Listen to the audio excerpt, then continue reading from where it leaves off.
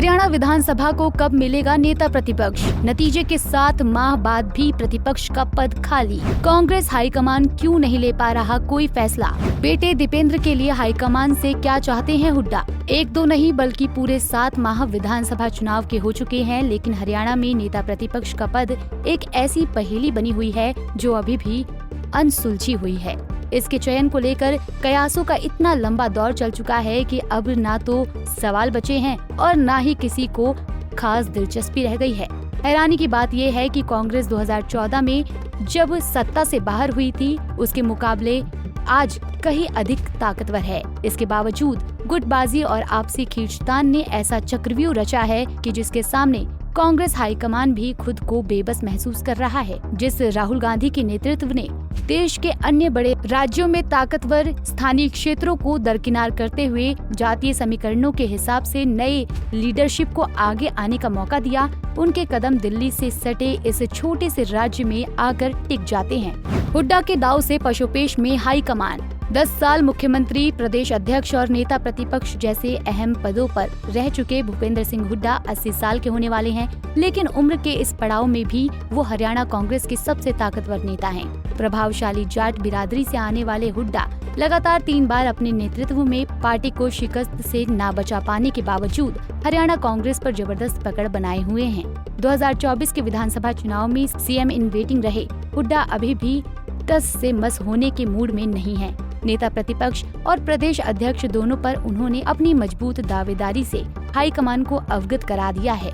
वहीं हाईकमान हरियाणा कांग्रेस को अब हुड्डा परिवार की छांव से मुक्त देखना चाहता है और दोनों पदों पर नए लोगों को मौका देना चाहता है। हुड्डा ने कांग्रेस हाईकमान को 2 टूक बता दिया है कि अगर किसी युवा चेहरे को पार्टी की कमान सौंपनी है तो उसके लिए उनके बेटे और रोहतक सांसद दीपेंद्र सिंह हुड्डा से बेहतर विकल्प कोई नहीं है। इस सूरत में वो नेता प्रतिपक्ष के पद पर अपने दावे से पीछे हट जाएंगे।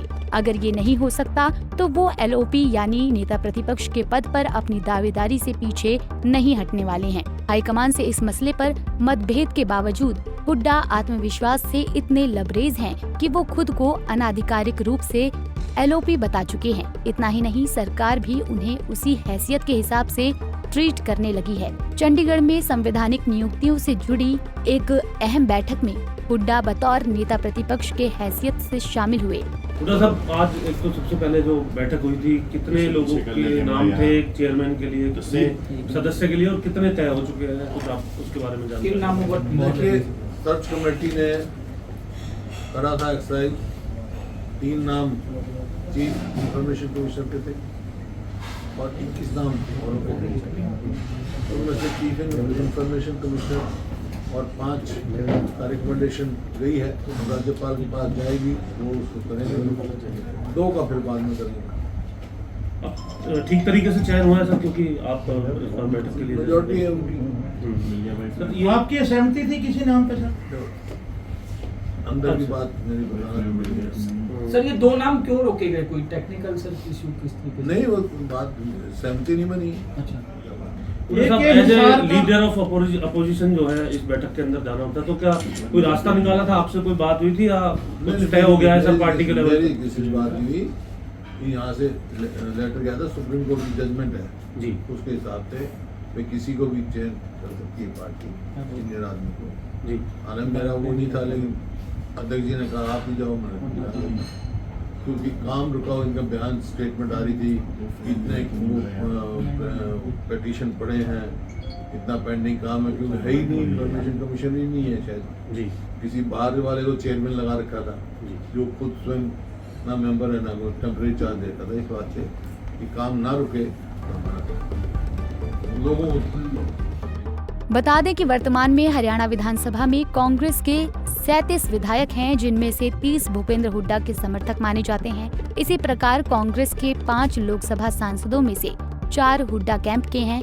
हुड्डा की इस मजबूत स्थिति के चलते हाईकमान कोई बोल्ड स्टेप लेने से बच रहा है। अगले साल राज्यसभा की 2 सीटों पर चुनाव होने हैं और हुड्डा की नाराजगी कांग्रेस का गेम बिगाड़ सकती है। बहरहाल लंबे समय से सरेंडर के मुद्रा में रहने वाला हाईकमान हुड्डा की शर्तों के आगे एक बार फिर झुकता है या हरियाणा कांग्रेस में एक नई लीडरशिप उभर कर आती है। जो भी होगा देखना दिलचस्प होगा। Bureau report, Punjab Kesari TV. हमसे जुड़े रहने के लिए हमारे YouTube चैनल को सब्सक्राइब करें और नई वीडियो की नोटिफिकेशन के लिए बेल आइकॉन को दबाएं। अगर आप ये वीडियो Facebook पर देख रहे हैं तो लाइक जरूर करें और ज्यादा से ज्यादा शेयर करें। धन्यवाद।